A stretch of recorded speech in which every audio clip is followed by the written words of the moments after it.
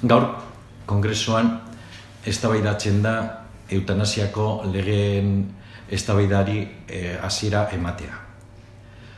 Gu, babesa emango dugu prozesu honi, zen ados gaude lege honekin hastea eztabaidatzen, zen jadaramagu urte pilo sufrimenduekin eta eutanasiaren ezaren sufrimendua, bai personen gaindik eta bai familietan.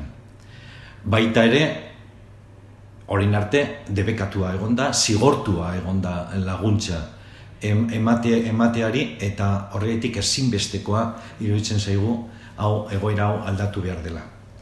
Hori dela eta onartzen dugu prozesu hau hastea, baina eman diguten dokumentuan edo proposamenarekin ez gaude guztiz ados.